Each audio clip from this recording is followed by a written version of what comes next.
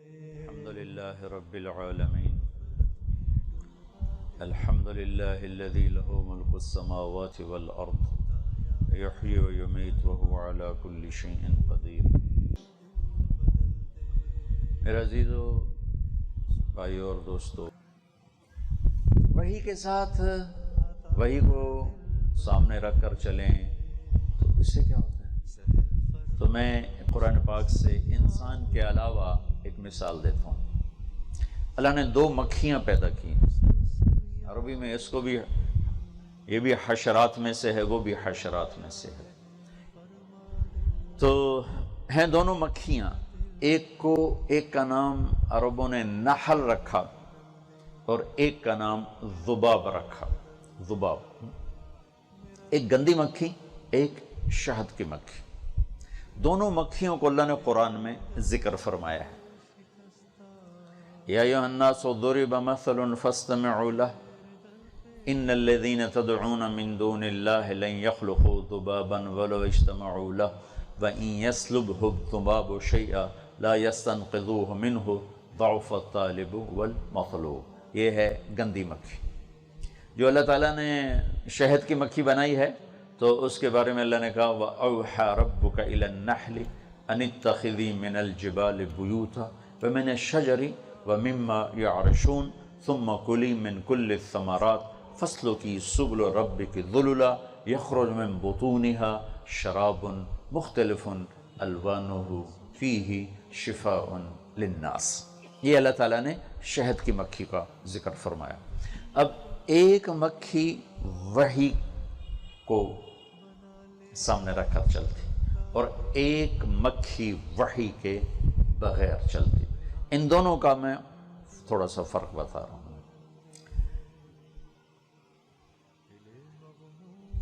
اللہ تعالیٰ نے شہد کی مکھی پر جب وحی اتاری اس نے قبول کر لی کہ ٹھیک ہے یا اللہ، جو آپ کہیں گے میں ویسے کروں. تو اللہ نے اس میں کیا استعداد پیدا کی کہ آج کتنی ٹیکنالوجی ہے. ساری دنیا کے سائنسدان مل کر ایک قطرہ شہد نہیں بنا سکیں گے. اور ایک چھوٹی سی مکھی ہے اور یہ پھلوں کا رس چوستی ہے تو اس کے اندر ایک تھیلی ہے جس میں جا کر وہ پھلوں کا رس شہد میں تبدیل ہو جاتا. اچھا، وحی کو سامنے رکھ کر چلنے سے پہلی اس کو جو خوبی ملی وہ یہ ملی کہ وہ دنیا کے لیے شفا بن گئی،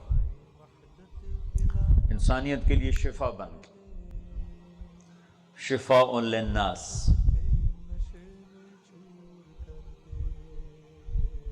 اس کے اندر ایک ایسی چیز پیدا ہوئی، پوری دنیا کے انسان مل کر اس کا ایک قطرہ نہیں بنا سکتے. وہ مکمل ہو جائے، پختہ ہو جائے، پک جائے. شہد 1000 سال کے بعد بھی نہ اس کا ذائقہ بدلتا ہے نہ رنگ بدلتا ہے. جو شہد کھٹا ہو جاتا ہے، ذائقہ بدل جاتا ہے پڑے رہنے سے. یہ ناپختہ شہد ہوتا ہے. جب شہد کی مکھی پورا پروسیس اس پہ کر لیتی ہے تو پھر وہ 1000 سال پڑا رہے، وہ خراب نہیں ہوتا ہے. اللہ تعالیٰ نے شہد کے اندر یہ خوبی بلکہ شہد کے اندر کسی چیز کو ڈال دیا جائے وہ بھی خراب نہیں ہوتی. اللہ نے اس کے اندر ایسی یہ صفت رکھی ہے، یہ طاقت رکھی ہے. پھر اس پر اللہ نے اس کو ایک علم دیا ہے. ہم بھی ایک معاشرہ بن کے رہتے ہیں نا، تو اللہ تعالیٰ نے، مجھے لگتا ہے، میں نے یہ کسی تفسیر کی بات نہیں ہے، جیسی آپ کے ساتھ آپ کے بڑے بڑے استاد بیٹھے ہیں، میں تو صرف ایک طالب علم ہی ہوں. ہم ایک معاشرے میں رہتے ہیں، فرد بن کے نہیں رہتے. ہماری زندگی تنہا نہیں، ایک اجتماعی زندگی ہے. اجتماعی زندگی اللہ تعالیٰ نے ہمیں الہمہا فجورہا وتقواہا، گندی مکھی والا راستہ بھی دکھا دیا ہے اور اچھی مکھی والا راستہ بھی دکھا دیا ہے. یعنی برائی کا راستہ بھی دکھا دیا ہے اور اللہ تعالیٰ نے ہمیں اچھائی کا راستہ بھی دکھا دیا ہے. شہد کی مکھی ایک ماحول بنا کے رہتی، ایک معاشرہ بنا کے رہتی. وہ اللہ کی وحی کے پیچھے چلتی ہے. ان میں لڑائی کوئی نہیں ہوتی، ان میں جھگڑا کوئی نہیں ہوتا، ان میں قتل و غارت کوئی نہیں ہوتا، ان میں آپس میں کوئی کتا لڑتا ہے، شیر لڑتا ہے، بھیڑیا لڑتا ہے. سارے سانپ کو کھا جاتا ہے، چھپکلی چھوٹی چھپکلی کو کھا جاتی. بلیاں لڑتی ہیں، کتے لڑتے ہیں، چوہے لڑتے ہیں، شیر لڑتے ہیں، ہاتھی لڑتے ہیں، چیتے لڑتے ہیں، ریچھ لڑتے ہیں، مچھلیاں لڑتی ہیں، لیکن شہد کی مکھی آپس میں نہیں لڑتی۔ اتنا پرامن ان کا ماحول ہوتا ہے، اللہ ہی جانے ان میں کتنی تعداد ہوتی ہے، لاکھوں کے حساب سے ہوتی ہے۔ اللہ ان کو اس وحی کے پیچھے چلنے کی وجہ سے ان کو اللہ نے گھر بنانے کا ایسا سلیقہ دیا کہ وہ کھانا بنانے کی 3 4 5 6 7 8 9 10 8 شکلیں ہیں، مثلث، مربع، مخمس، مسدس، یعنی 3 کونے والا، 4 کونے والا، 5 کونے والا، 6 کونے والا، 7 کونے والا، 8 کونے والا، 9 کونے والا، 10 اینگل والا، کونے والا۔ یہ 3 سے 10 تک جتنے بھی ہم بنائیں گے خانے، ان میں ایک کو چھوڑ کر باقی تمام ایسے ہیں کہ آپس میں پوری طرح نہ مل سکتے ہیں، نہ جڑ سکتے ہیں، نہ سل سکتے ہیں۔ صرف ایک شکل ایسی ہے، مسدس، 6 خانوں والی شکل، 6 خانوں والی۔ یہ ایسی شکل ہے کہ آپس میں ایسے جڑتے ہیں کہ ان میں ذرہ سوئی کے برابر خلا باقی نہیں رہتا۔ اللہ تعالیٰ اس مکھی کی اطاعت کی وجہ سے اس کو یہ نعمت دیتا ہے، وہ ایسا گھر بنانے پر قادر ہے کہ اس میں کہیں بھی کوئی خلا نہیں، اور کبھی تو اوپر سے نیچے لاتی ہے، اور کبھی نیچے سے اوپر جاتی، اوپر سے نیچے آتی ہے، تو نیچے سے اوپر، اوپر سے نیچے آ کر یوں ملتے ہیں ان کے خانے کہ اس میں 1 ملی میٹر کے برابر بھی فاصلہ نہیں ہوتا ہے۔ یہ اللہ تعالیٰ اس وحی کی اطاعت کی وجہ سے اللہ اس مکھی کو یہ دولت دے رہا ہے۔ پھر ان میں آپس میں اتنا نظم و ضبط ہے کہ ساری مکھیاں اپنی ملکہ کے تابع ہو کر چلتی۔ پھر اللہ نے ان کو اس اطاعت کی وجہ سے سب سے خوبصورت رزق عطا فرمایا، پھولوں کا رس، جو اس جہان کی سب سے لطیف غذا ہے، پھولوں کا رس۔ اللہ نے اس کی غذا پھولوں کا رس بنایا، اور اللہ تعالیٰ نے اس کو ایسا علم عطا فرمایا۔ یہ ایک چھوٹا جو چائے کا چمچ ہوتا ہے، ایک چھوٹا چائے کا چمچ، اس میں اگر شہد ڈالا جائے تو آپ کے لیے وہ 10واں حصہ بھی نہیں لقمے کا، اس میں 5000 پھولوں کا رس ہوتا ہے، 5000 پھولوں کا اس میں رس ہوتا ہے۔ اور جو ایک بڑا چمچ ہوتا ہے اس میں 2 لاکھ پھولوں کا رس ہوتا ہے، اور آدھا کلو شہد بنانے کے لیے مکھیوں کو 35 لاکھ اڑانیں اڑنی پڑتی ہیں، اور 50,000 کلومیٹر کا سفر کرنا پڑتا ہے، تب جا کر آدھا کلو شہد تیار ہوتا ہے، اور ہم آرام سے اتار کے لے آتے ہیں۔ وہ کوئی احتجاج نہیں کرتی، وہ دوبارہ بنانا شروع کر دیتی ہیں۔ انہوں نے کبھی یہی نہیں کہا لو جی آج تو بعد شاید ختم ہے، سارا بندے کھا جاندے ہیں، ساڑھے پلے کھ بھی نہیں رہ جاتا، آج تو بعد بھائی سارے جلوس کڈو، نامنظور نامنظور، شاید بنانا نامنظور نامنظور، اے نہیں سڑکوں تے ٹرے پھر دے نامنظور نامنظور۔ تو اس کے اندر اتنا ایثار اور قربانی کا جذبہ ہے کہ وہ کہتے چلو ٹھیک ہے، میری غذا سے کسی کو فائدہ پہنچتا، میں دوبارہ بنانا شروع کر دوں، میں دوبارہ چلنا شروع کر دوں گی۔ تو اللہ تعالیٰ نے اس کو یہ سلیقہ دیا کہ وہ پھولوں کا رس نکالتی ہے، اور اس کو اپنے تھیلے میں آ کر شہد بناتی ہے، پھر واپس لا کر اس کو خانوں میں بھرتی ہے۔ انڈوں کے خانے الگ ہیں، شہد کے الگ ہیں، موم کے الگ ہیں، اور بچوں کے الگ ہیں۔ سارا پورا ایک ملک ہے، اور انڈوں کی حفاظت کے لیے الگ نظام ہے، بچوں کی حفاظت کا الگ نظام ہے، موم کی بنانے والی فیکٹری الگ ہے، شہد کی فیکٹری الگ ہے، ان میں آپس میں کوئی ٹکراؤ نہیں، کوئی لڑائی نہیں، کوئی جھگڑا نہیں۔ اور ملکہ روزانہ 1500 انڈا دیتی، اتنا سا وجود، 1500 انڈے روزانہ دیتی ہے، اور ایک سیزن میں 25 لاکھ انڈے دیتی ہے، ایک سیزن میں 25 لاکھ انڈے دیتی ہے۔ اور جو شہد تلاش کرنے والے انجینئر ہیں، وہ شہد تلاش کرنے کے لیے شہد مادہ مکھیاں بناتی ہیں، نر مکھی شہد نہیں بناتی، صرف مادہ مکھیاں شہد بناتی ہیں۔ وہ شہد کی تلاش میں ایک پوری ٹیم ہے، وہ جاتی ہے، وہ تلاش کرتی ہے کہ یہاں سے کوئی 2 میل کے فاصلے پر باغ ہے، 100 فٹ کی بلندی یا 50 فٹ کا نشیب ہے، اور جنوب مشرق ہے، شمال مشرق ہے، جنوب مغرب ہے، شمال مغرب ہے۔ اب یہ مکھیاں دیکھ کر واپس آتی ہیں، واپس آ کر شہد بنانے والی مکھیوں کی فوج 30,000 ہوتی ہے، 30,000 مکھیاں شہد بنانے کے لیے مقرر ہوتی ہیں۔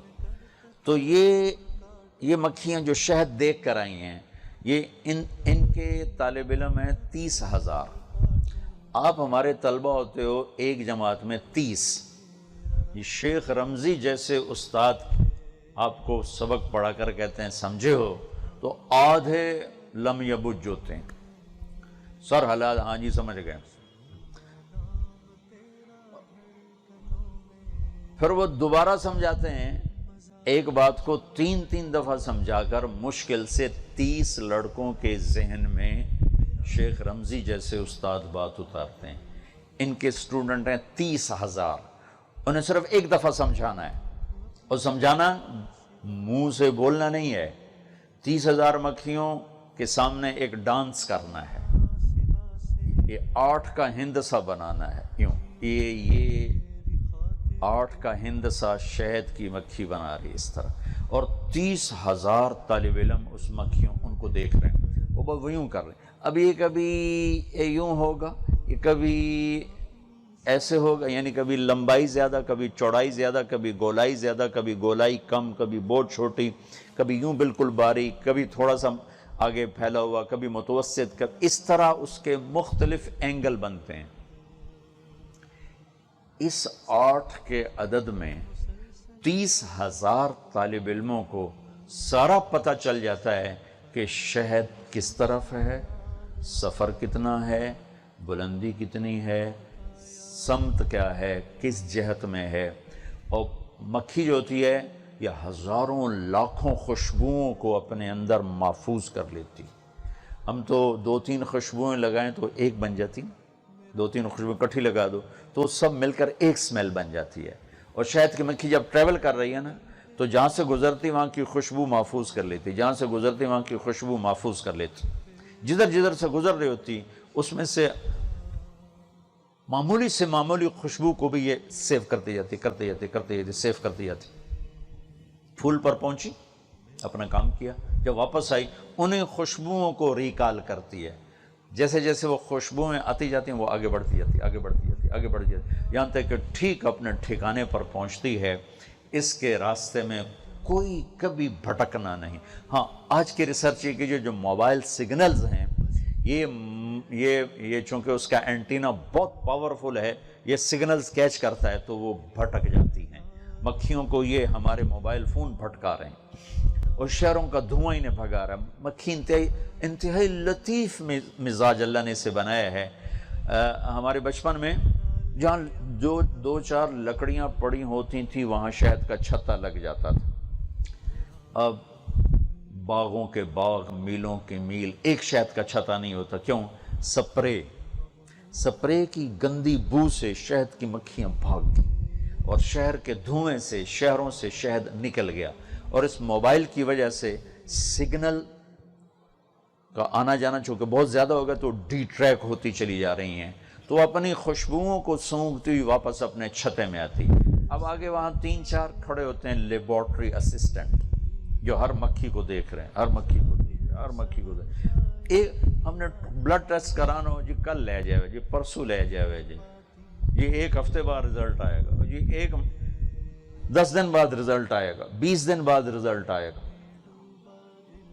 اور وہ صرف ایک نظر دیکھتی ہیں ایسے، اور اس میں سارا انالیسس کر کے ہاں صاف ہے جاؤ۔ جہاں کسی مکھی میں ذرا برابر کوئی غلط چیز نظر آئی، یہ شہد کو نقصان پہنچائے گی، وہ اس پر اٹیک کرتی ہیں، اس کے پر توڑ کے اسے نیچے پھینک دیتی ہیں۔ شہد کے چھتے کے نیچے ٹوٹے پروں والی مکھیاں رینگ رہی ہوتی ہیں، یہ وہ ہوتی ہیں جو بیماری لے کر اندر جا رہی ہوتی ہیں۔ صرف شفاف مکھی اندر جا سکتی ہے، صحیح اندر جا سکتی ہے، غلط نہیں جا سکتی۔ پھر جب انہوں نے سفر کرنا ہوتا ہے ایک جگہ سے دوسری جگہ چھوڑنا ہوتا ہے، جب یہ شہد تلاش کرنے جاتی تو یوں پھیل جاتی، لیکن جب انہوں نے پورا علاقہ بدلنا ہوتا ہے تو آپ کبھی دیکھیں، بچپن میں بہت دیکھا تھا، اب تو دیکھنے کا موقع نہیں ملتا، یہ 8 کا ہندسہ بناتی ہوئی سفر کر رہی ہوتی، یہ یوں گھوم رہی ہوتی ہیں، یوں ایسے گھومتی ہیں اور یوں جاتی ہیں، ایسے گھومتی ہیں اور یوں جاتی ہیں۔ اس طرح ان کی فلائنگ نہیں ہوتی جیسے شہد کو تلاش کرنے کے لیے فلائنگ ہوتی، ایسے نہیں، بلکہ یہ یوں جا رہی ہوتی، یہ ایسے کیوں جا رہی ہوتی کہ ان کو لیڈ کرنے والے جو انجینئر ہیں وہ یہی اس میں ان کو راستہ بتا رہے ہیں، راستہ، تو اسی کے مطابق ٹوسٹ کرتے ہوئے، ڈانس کرتے ہوئے جاتے 10 میل چلی جائیں، 50 میل چلی جائیں، 100 میل چلی جائیں، کہیں راستہ نہیں بھٹکتی۔ یہ بچوں میں نے آپ کو تھوڑا سا نمونہ بتایا کہ شہد کی مکھی وحی کو فالو کرتی ہے تو کتنی مفید بن گئی، کتنی مستفید بن گئی، اور اس کا جو شہد ہے وہ شفاء للناس بن گیا۔ وہ کسی کے گھروں میں نہیں آتی، کسی کو تنگ نہیں کرتی، وہ